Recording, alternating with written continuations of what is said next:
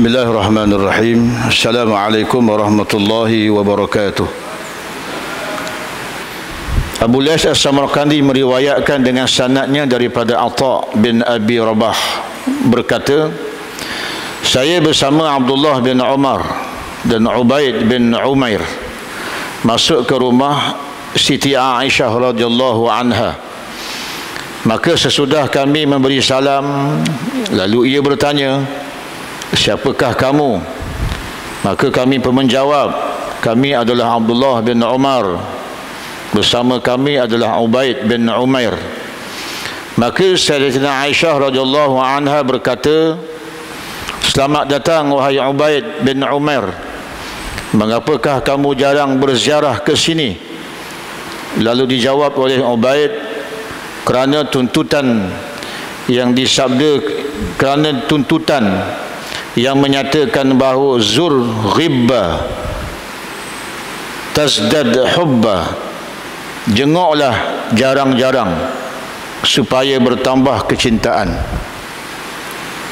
Lalu Ibnu Umar berkata, kami tinggalkan Kelaka ini, maknanya sedikit berselora di antara sahabat-sahabat Nabi sallallahu alaihi wasallam. Apabila Sayyidatina Aisyah radhiyallahu anha bertanya, wahai Ubaid, lama dah tak nampak. Lalu Ubaid pun dia menjawab daripada pertanyaan Aisyah radhiyallahu anha dalam bentuk yang lawak, zur ghibba, kata dia, jenguklah jarang-jarang, tazdad hubba, nanti akan bertambah rasa kecintaan.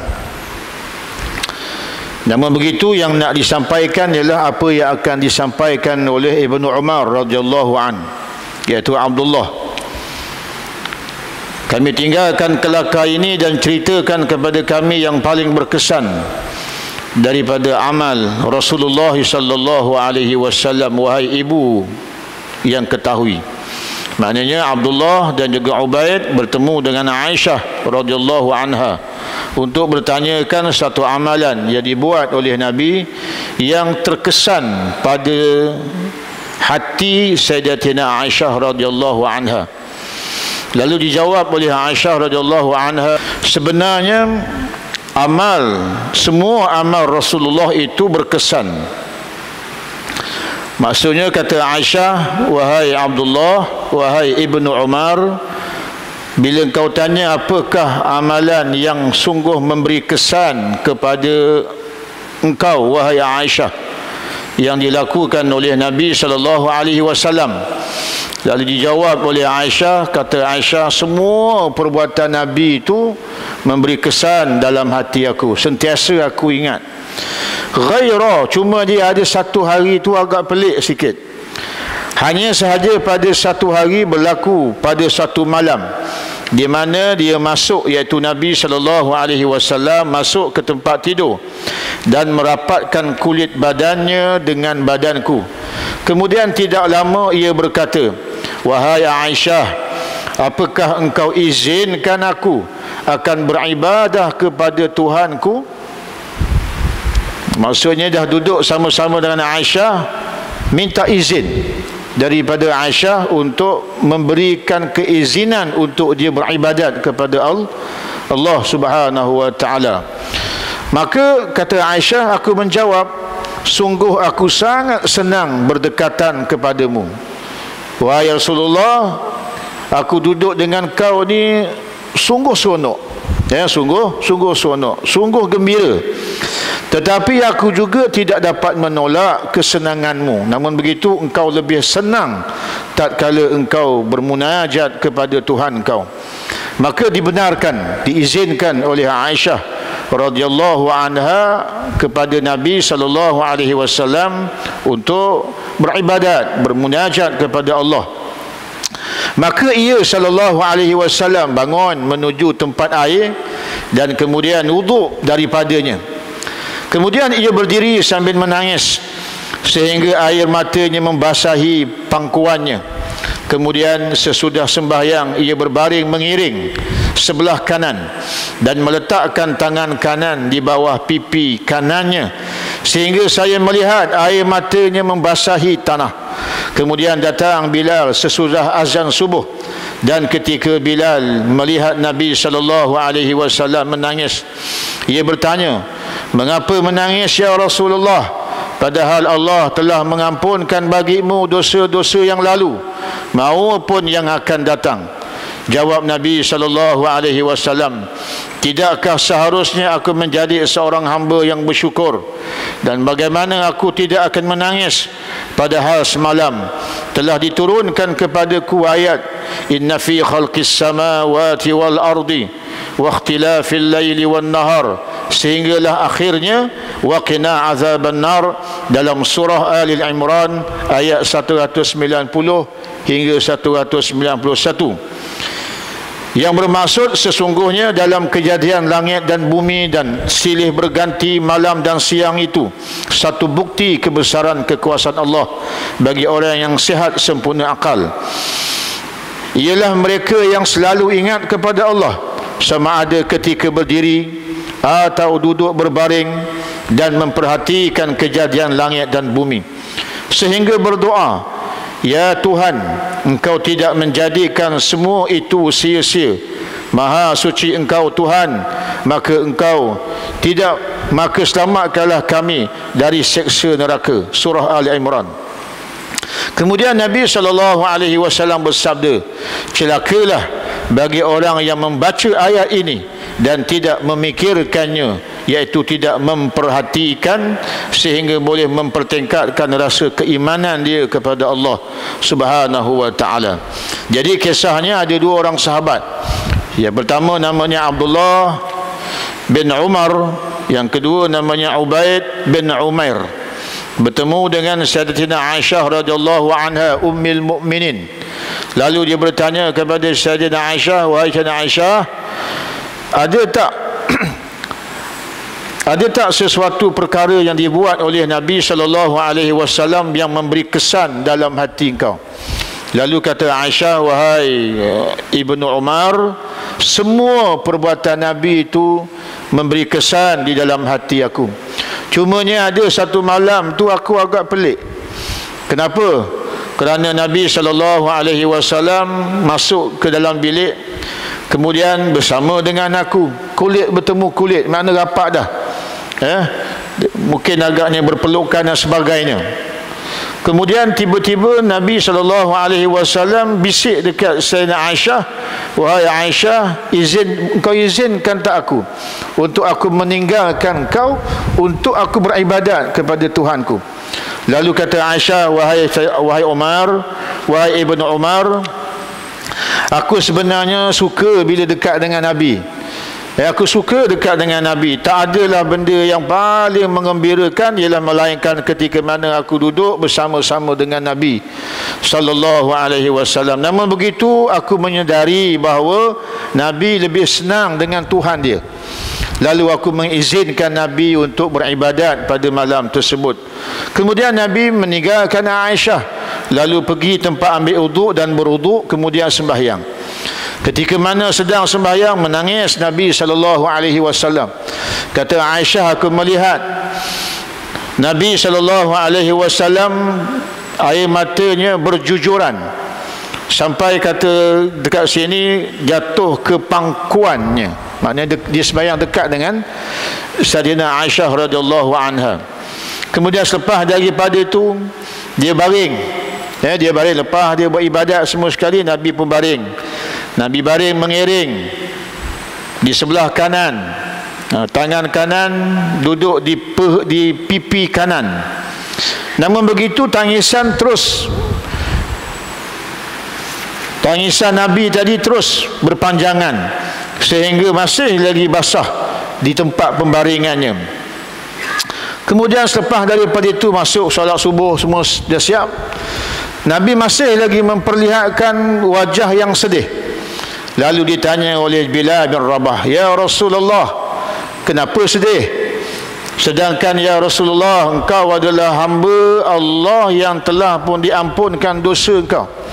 Sama ada yang lepas ataupun yang akan datang, semuanya telah diampunkan oleh Allah Subhanahu wa taala. Lalu kenapa engkau sedih ya Rasulullah?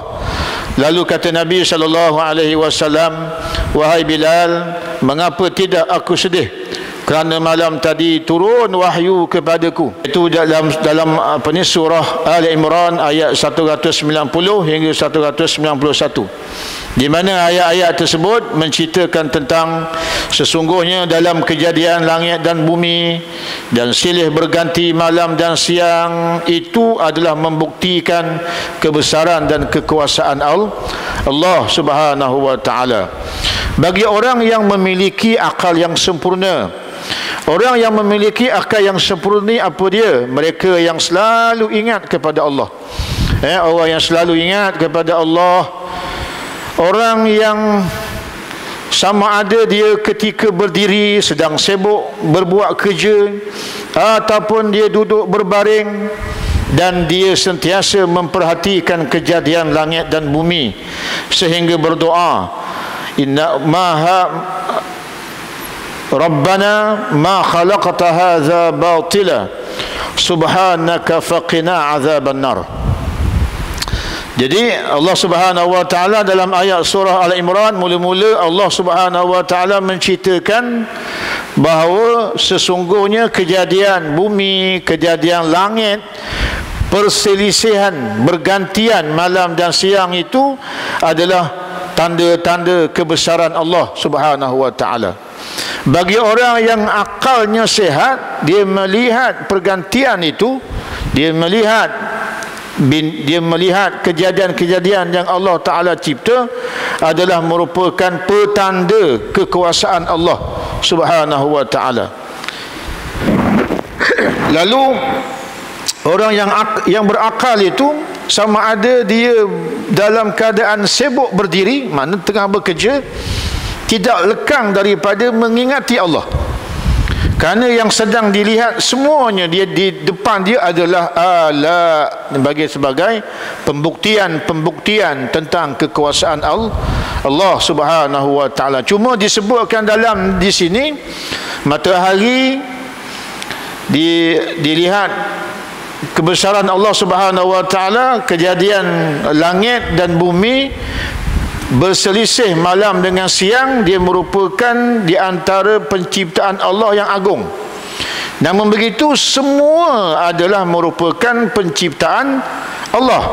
Bagi orang yang akalnya sehat, akalnya yang sempurna, maksudnya akal yang bertunjangkan kepada beriman kepada Allah, maka tatkala dia sibuk macam mana sekalipun, yang dikatakan qiyaman ni maksudnya berdiri ni, kata para ulama, dia sedang buat kerja. Tak kiralah dia berada pada posisi mana, namanya seorang buruh kasar ke, nama seorang guru ke, yang penting ketika mana dia sedang beramal, sedang bekerja, sentiasa hati dia mengingati tentang kebesaran Allah Subhanahu wa taala. Ataupun ketika mana dia berbaring, lepas daripada dia penat bekerja, maka dia berehat. Ketika mana dia berehat, tidak dihabiskan tengok senario, tidak habis dia tengokkan JKK, apa dia, kampung apa tidak dihabiskan begitu. Pasal bila dia tengok tu akan hilang mengingati Allah. Dia berehat tapi hati dia terus berhubung dengan Allah Subhanahu wa taala. Dan dia sentiasa memperlihatkan kejadian langit dan bumi. Setelah dia melihat semua itu, maka dia akan menyebut Allah cerita dalam ayat tersebut, orang cerdik akal tadi itu bila melihat semua penciptaan Allah Subhanahu wa taala yang membuktikan kebesaran Allah, lalu keluar daripada mulut dia, Rabbana ma khalaqta hadza batila subhanaka faqina azaban nar. Wahai Tuhan kami, Engkau tidak menjadikan semua ini adalah sia-sia. Maha suci Engkau, maka hindarkanlah kami daripada siksa neraka. Kata para ulama, barang sesiapa yang dia melihat bintang-bintang kemudian dia melihat matahari, dia melihat bulan, bahkan dia melihat alak ni maknanya tanda-tanda penciptaan Allah Subhanahu wa taala yang merujuk kepada kekuasaan Allah Subhanahu wa taala. Lalu dia mengatakan, menyebut kalimah Rabbana ma khalaqta hadza batila subhanaka faqina azaban nar. Setiap mata yang memandang bintang-bintang yang berada di langit itu, setiap bilangan bintang itu, maka setiap bilangan dosa kita dihapuskan oleh Allah Subhanahu wa taala. Jadi kena hafalah, Rabbana ma khalaqta hadza batila subhanaka faqina azaban nar.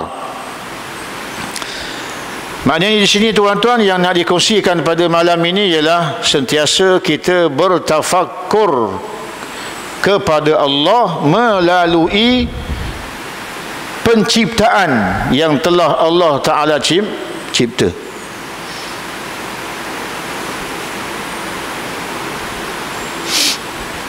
Maknanya bukan bintang-bintang ajalah. Bila kita ke kebun, tengok sawit kita, tengok getah kita, jangan rasa kita nanam tu.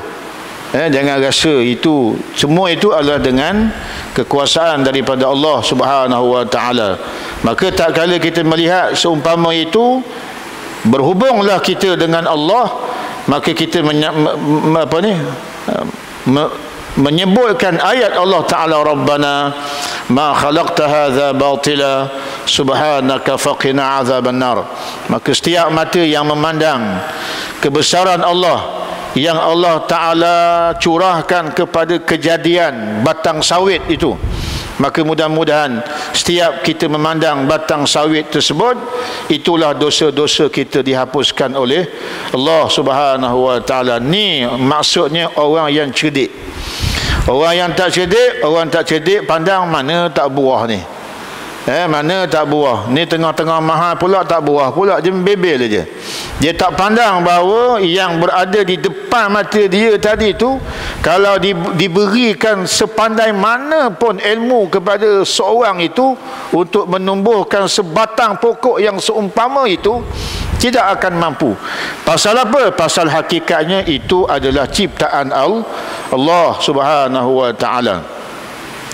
Amir bin Qais berkata, orang yang sangat gembira di akhirat iaitu orang yang paling lama penderitaan dukanya di dunia, dan orang yang paling banyak ketawa di akhirat iaitu orang yang dulu di dunia banyak menangis kerana takut kepada Allah, dan orang yang paling ikhlas imannya di hari kiamat iaitu orang yang banyak berfikir dan memperhatikan dunia.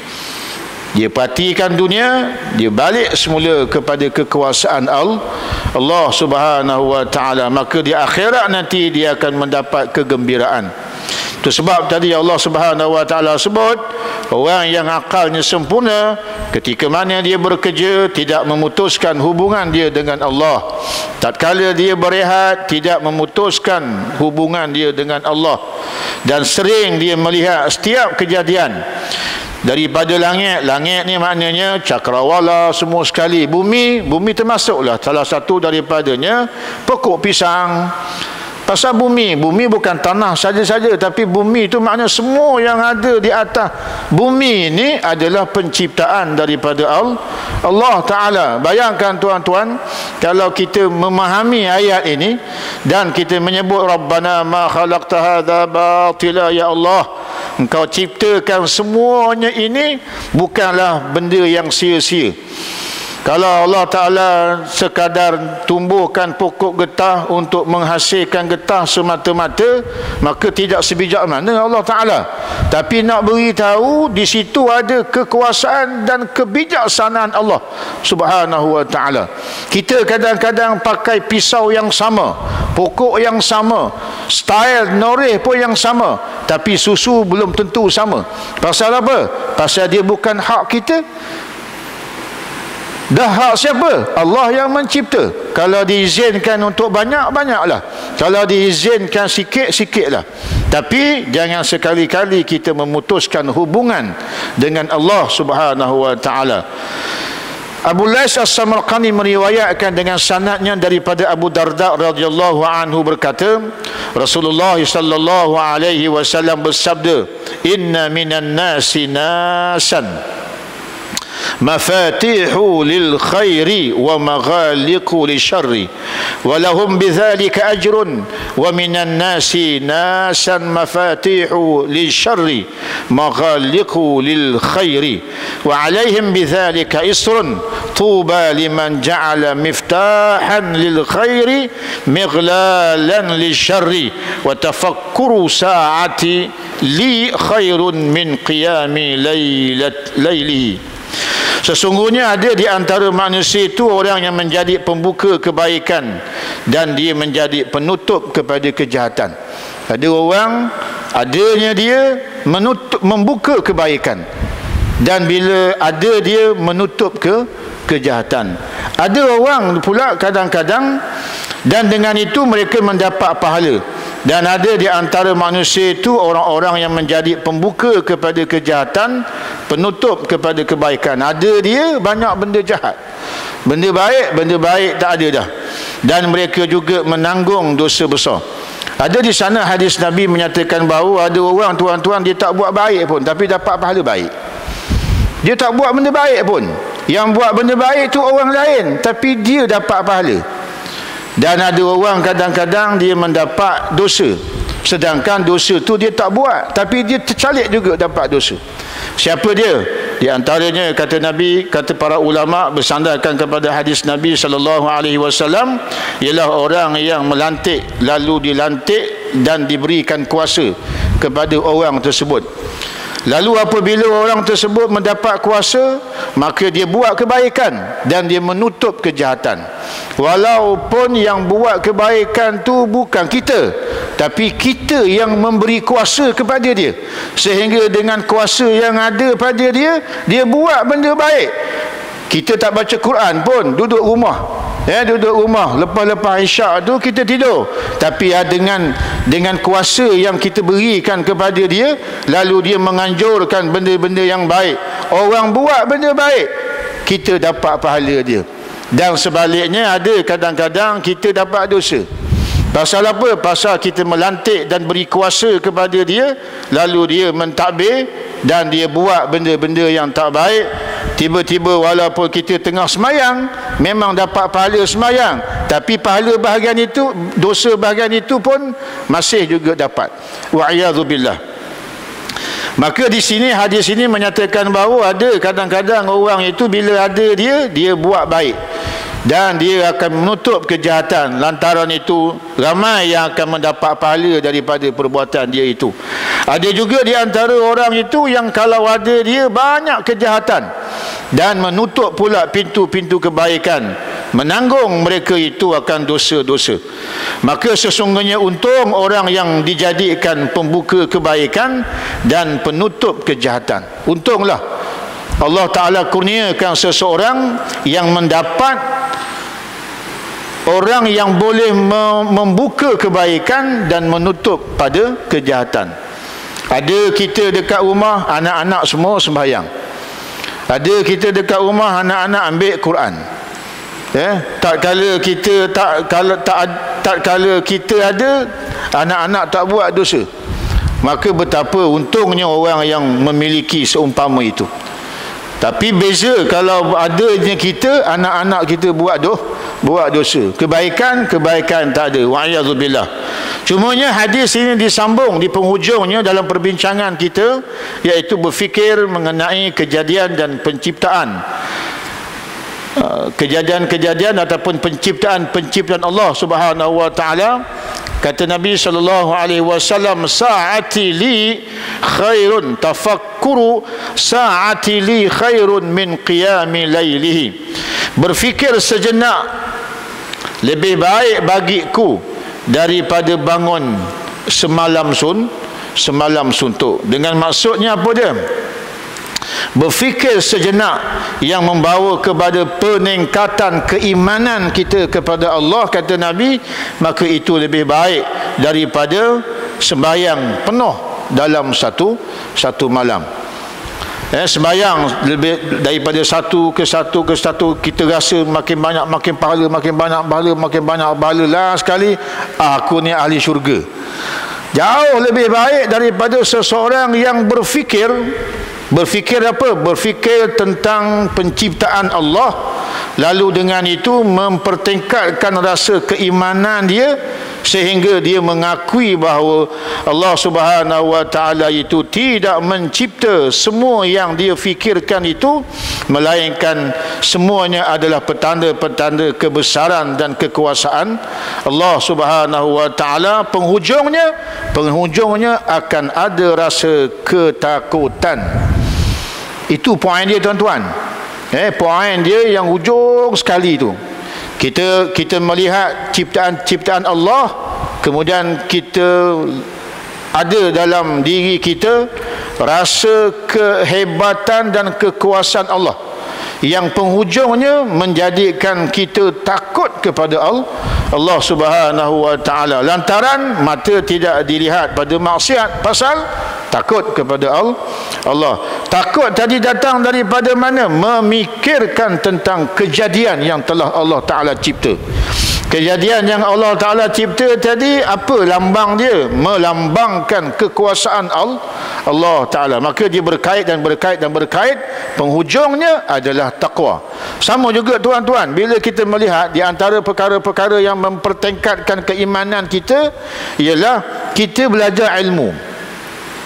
Kata para ulama, dia menulis di antara perkara-perkara yang boleh mempertingkatkan keimanan kita ialah dengan cara kita mempelajari ilmu. Itu sebab mana-mana ilmu, bila kita belajar, penghujungnya tidak mempertingkatkan iman kita kepada Allah, artinya jalan kita ambil itu salah.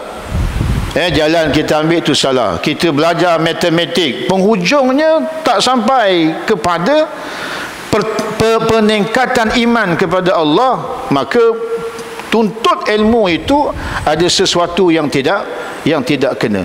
Kita belajar ilmu sains, kita belajar apa saja, bahkan belajar bahasa-bahasa yang bukan bahasa Arab pun, penghujungnya dia mesti akan mempertingkatkan iman kita kepada Allah Subhanahu wa taala. Lebih-lebih lagi kalau kita belajar secara fokus mengenai tajuk-tajuk agama, sudah pastilah dia akan mempertingkatkan keimanan kita kepada Allah Subhanahu wa taala.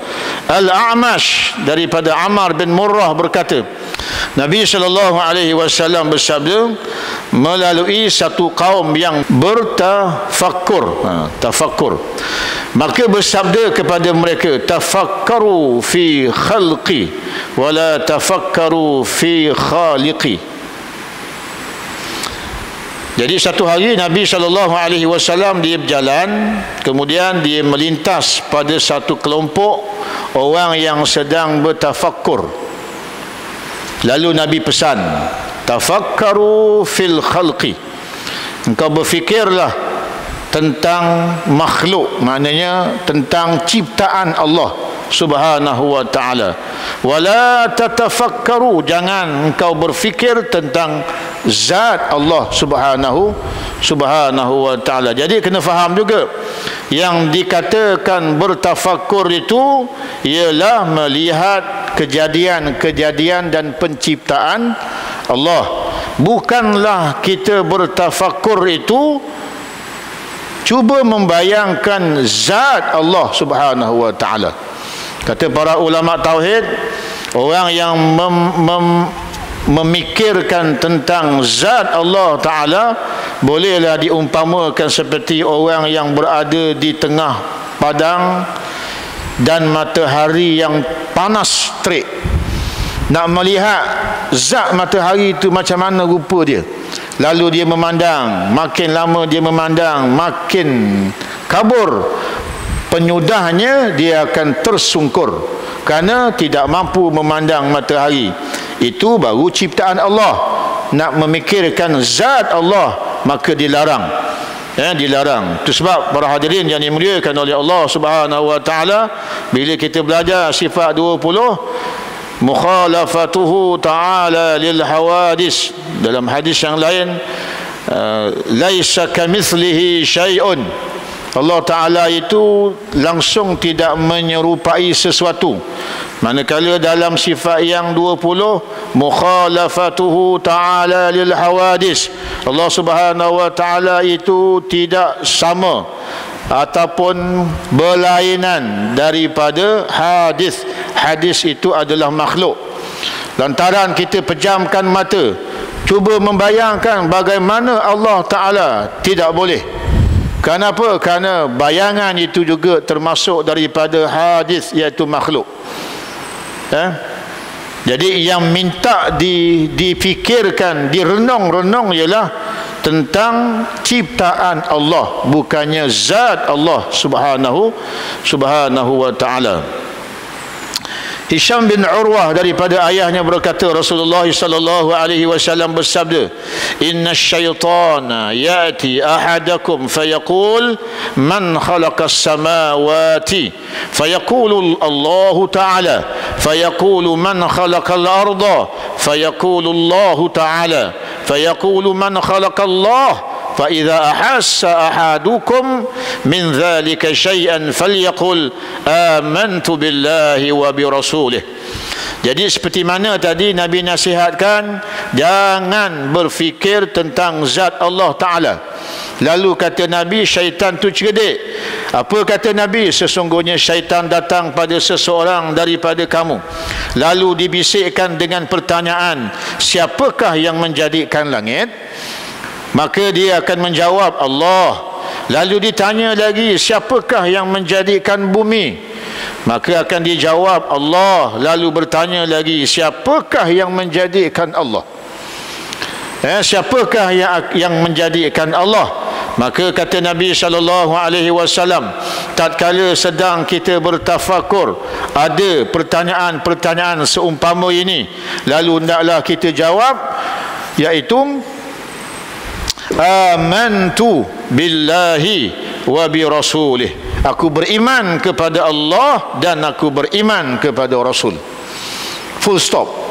Bila ada pertanyaan-pertanyaan macam itu, dia tuan-tuan, dia tidaklah berbunyi, tapi dia bisikan-bisikan dalam hati. Bisikan-bisikan dalam hati. Kalau semua sesuatu tu ada yang menciptanya, dah Tuhan tu siapa pula yang buat? Dia bisik kat sini. Bila bisik-bisik seumpama itu, kata Nabi, amantu billah, aku beriman kepada Allah dan aku beriman kepada Rasul dia. Ataupun nak menguatkan lagi, la ilaha illallah. Kuat, kukuhkan. Jangan terus dilayan, betul juga betul juga penudahnya sekali, maka kita terjerumus dalam bisikan syaitan. Rasulullah sallallahu alaihi wasallam bersabda, tafakkuru sa'atin afdalu min ibadati sanatin. Berfikir-fikir satu saat lebih afdal dari ibadat satu tahun.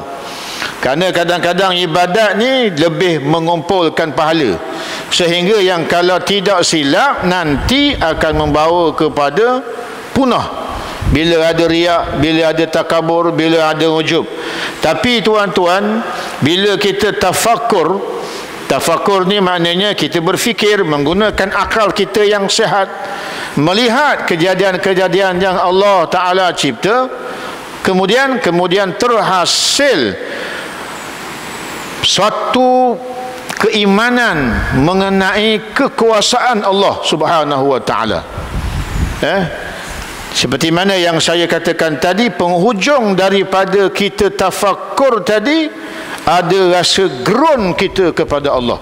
Lalu kita menghindarkan perbuatan-perbuatan yang dilarang oleh Allah dan memperbuat apa-apa yang diperintah oleh Allah Subhanahu wa Ta'ala. Ini hakikat yang dikatakan tafakur.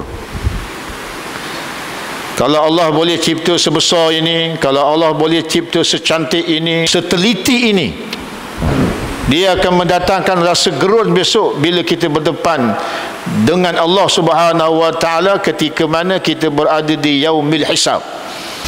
Mullah As-Samarqandi berkata, jika seseorang ingin mencapai fadilat tafakkur, maka hendaknya berfikir dalam 5 perkara.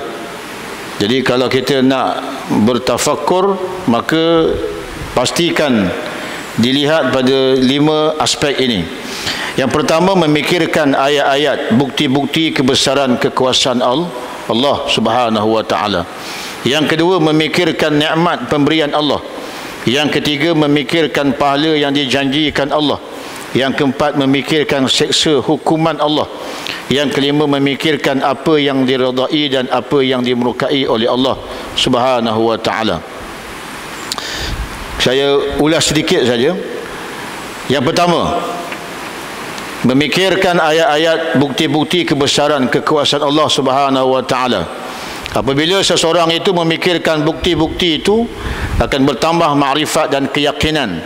Adapun jadi bila melihat kepada bukti, melihat kepada bulan, melihat kepada matahari, melihat kepada peredaran masa dan semua sekali, maka dia akan menambahkan makrifah dia kepada Allah yang maha berkuasa. Lalu akan datang keyakinan kepada Allah Subhanahu wa taala. Adapun memikirkan nikmat-nikmat kurniaan Allah Subhanahu wa taala, di mana sebagai contoh tangan ni dia termasuk bahagian alat, alat ni maksudnya alat. Tangan ni alat, sedangkan kuat memegang itu nikmat. Kena beza. Jadi yang suruh fikir mana? Yang suruh fikir nikmat tu. Nikmat tu. Tangan ada. Tangan ada. Tapi dia tak boleh megang. Tak boleh megang. Ada tak orang ada kaki tapi tak ada jalan? Ada. Yang dia minta supaya kita fikirkan di sini, yang seterusnya akan timbul rasa syukur kita di atas nikmat itu. Jadi diberi contoh dekat sini, tangan ini dipanggil sebagai alat. Tapi bukan kita syukur ni tangan ni. Yang kita syukur ialah nikmat daripada tangan ni.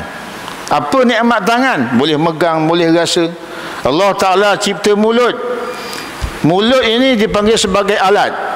Nikmat daripada mulut boleh bercakap, boleh makan semua sekali.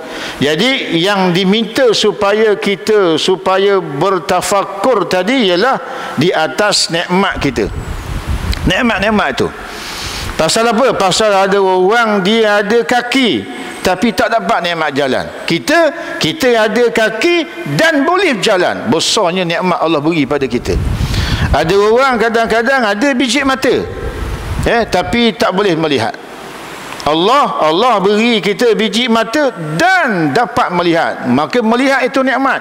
Yang disuruh kita fikir ialah nikmat tadi itu. Dan dengan nikmat-nikmat itu kita akan merasakan betapakah beruntungnya kita di atas pemberian nikmat itu oleh Allah Subhanahu wa taala. Maka pengakhirannya nanti dia akan mengucapkan alhamdulillah. Jadi saya rasa cukup sekadar itu. Mudah-mudahan dengan perkongsian apa yang saya kongsikan pada malam ini memberikan sedikit sebanyak motivasi kepada kita untuk terus kita istiqamah dalam melaksanakan ketaatan kita kepada Allah Subhanahu wa taala. Mungkin tajuk ini akan saya sambung nanti dalam pertemuan yang akan datang kerana dia masih lagi panjang. Aqulu qauli hadza wa astaghfirullah li wa lakum. Wassalamu alaikum warahmatullahi wabarakatuh.